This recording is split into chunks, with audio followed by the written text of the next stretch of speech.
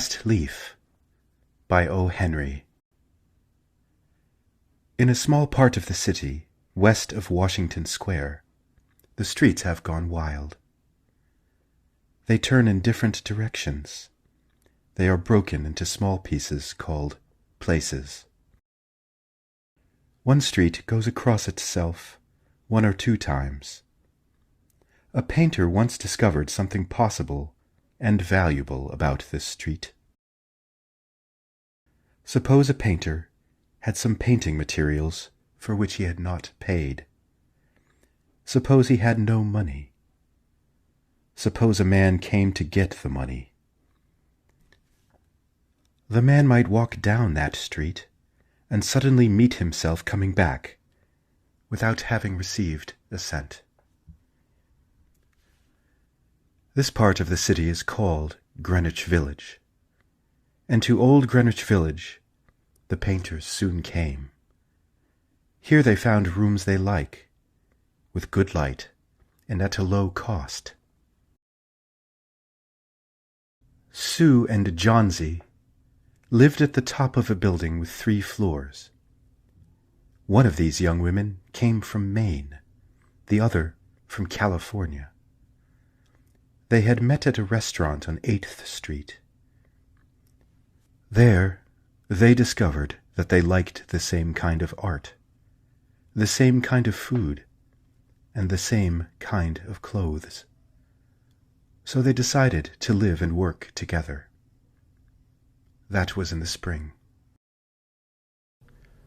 Toward winter, a cold stranger entered Greenwich Village. No one could see him. He walked around, touching one person here and another there with his icy fingers. He was a bad sickness. Doctors called him pneumonia. On the east side of the city, he hurried, touching many people. But in the narrow streets of Greenwich Village, he did not move so quickly. Mr. Pneumonia was not a nice old gentleman. A nice old gentleman would not hurt a weak little woman from California. But Mr. Pneumonia touched Johnsy with his cold fingers. She lay on her bed, almost without moving, and she looked through the window at the wall of the house next to hers. One morning, the busy doctor spoke to Sue alone in the hall, where Johnsy could not hear. "She has a very small chance," he said. "She has a chance if she wants to live. If people don't want to live, I can't do much for them. Your little lady has decided that she is not going to get well. Is there something that is troubling her?" "She always wanted to go to Italy and paint a picture of the Bay of Naples," said Sue. "Paint? Not paint. Is there anything worth being troubled about? A man?" "A man," said Sue. "Is a man worth—" "No, doctor, there is not a man." "It is weakness," said the doctor. "I will do all I know how to do. But when a sick person begins to feel that he is going to die, half my work is useless. Talk to her about new winter clothes. If she were interested in the future, her chances would be better." After the doctor had gone, Sue went into the workroom to cry. Then she walked into Johnsy's room. She carried some of her painting materials, and she was singing. Johnsy lay there, very thin and very quiet. Her face was turned toward the window. Sue stopped singing, thinking that Johnsy was asleep.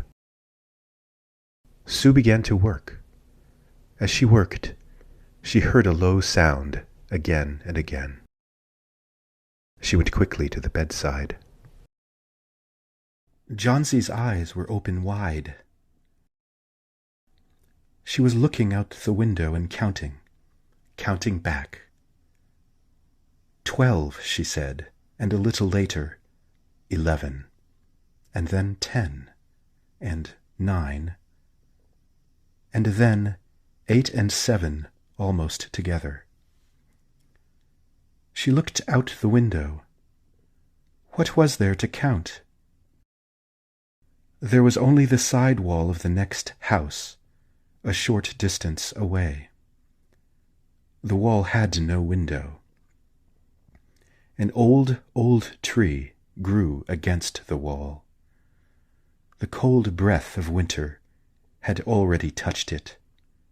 Almost all of its leaves had fallen from its dark branches. "What is it, dear?" asked Sue. 6, said Johnsy, in a voice still lower. "They're falling faster now. 3 days ago, there were almost 100. It hurt my head to count them. But now it's easy. There goes another one. There are only 5 now." "5 what, dear? Tell your Sue." "Leaves. On the tree. When the last one falls, I must go too. I've known that for 3 days. Didn't the doctor tell you?"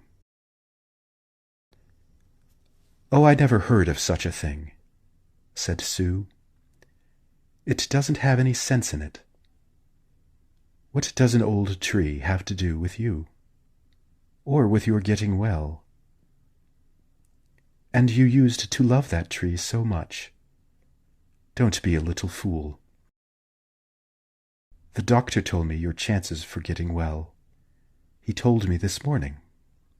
He said you had very good chances. Try to eat a little now, and then I'll go back to work. And then I can sell my picture. And then I can buy something more for you to eat, to make you strong." "You don't have to buy anything for me," said Johnsy. She still looked out the window. "There goes another." "No, I don't want anything to eat." Now there are 4. "I want to see the last one fall before night. Then I'll go too." "Johnsy dear," said Sue, "will you promise me to close your eyes and keep them closed? Will you promise not to look out the window until I finish working? I must have this picture ready tomorrow. I need the light. I can't cover the window." "Couldn't you work in the other room?" asked Johnsy coldly. "I'd rather be here by you," said Sue. "And I don't want you to look at those leaves." "Tell me as soon as you have finished," said Johnsy. She closed her eyes and lay white and still. "Because I want to see the last leaf fall. I have done enough waiting. I have done enough thinking. I want to go sailing down, down, like one of those leaves." "Try to sleep," said Sue.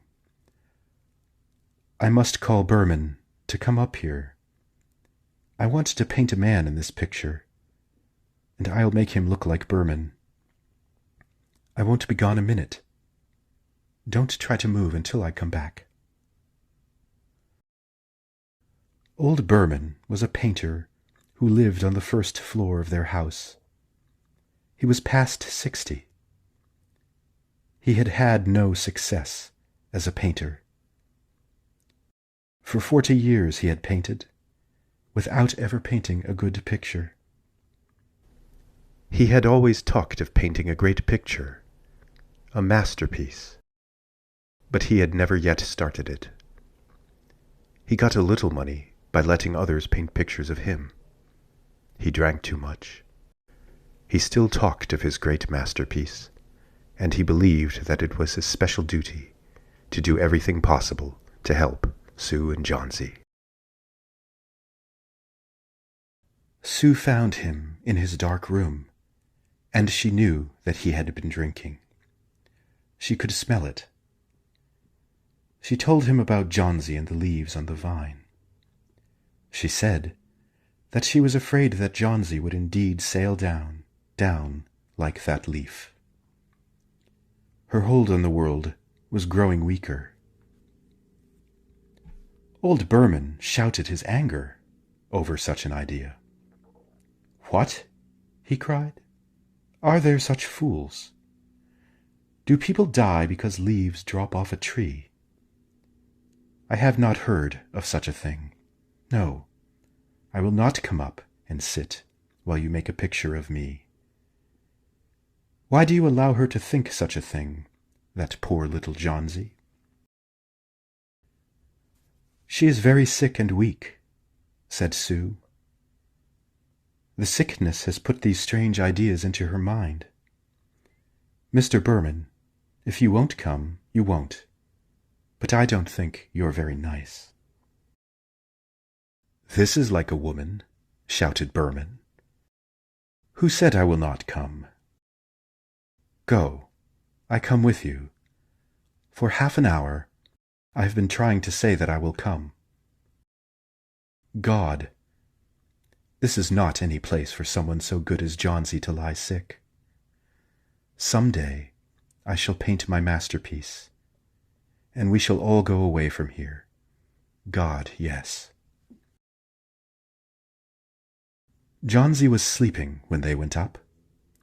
Sue covered the window and took Berman into the other room. There, they looked out the window fearfully at the tree. Then they looked at each other for a moment without speaking. A cold rain was falling, with a little snow on it, too. Berman sat down, and Sue began to paint. She worked through most of the night. In the morning, after an hour's sleep, she went to Johnsy's bedside. Johnsy, with wide open eyes, was looking toward the window. "I want to see," she told Sue. Sue took the cover from the window. But after the beating rain and the wild wind that had not stopped through the whole night, there was still one leaf to be seen against the wall. It was the last on the tree. It was still dark green near the branch, but at the edges it was turning yellow with age. There it was, hanging from a branch, nearly 20 feet above the ground. "It is the last one," said Johnsy. "I thought it would surely fall during the night. I heard the wind. It will fall today, and I shall die at the same time." "Dear, dear Johnsy," said Sue, "think of me if you won't think of yourself. What would I do?" But Johnsy did not answer. The most lonely thing in the world is a soul when it is preparing to go on its far journey. The ties that held her to friendship and to the earth were breaking one by one. The day slowly passed. As it grew dark, they could still see the leaf hanging from its branch against the wall. And then, as the night came, the north wind began again to blow. The rain still beat against the windows. When it was light enough the next morning, Johnsy again commanded that she be allowed to see. The leaf was still there. Johnsy lay for a long time looking at it, and then she called to Sue, who was cooking something for her to eat. "I've been a bad girl, Sue," said Johnsy. "Something has made that last leaf stay there to show me how bad I was. It is wrong to want to die. I'll try to eat now. But first, bring me a looking-glass, so that I can see myself, and then I'll sit up and watch you cook." An hour later she said, "Sue, some day I hope to paint the Bay of Naples." The doctor came in the afternoon. Sue followed him into the hall outside Johnsy's room to talk to him. "The chances are good," said the doctor. He took Sue's thin, shaking hand in his. "Give her good care and she'll get well. And now I must see another sick person in this house. His name is Berman, a painter, I believe. Pneumonia, too. Mike is an old, weak man, and he is very ill. There is no hope for him. But we take him to the hospital today. We'll make it as easy for him as we can." The next day, the doctor said to Sue, "She's safe. You have done it. Food and care now, that's all."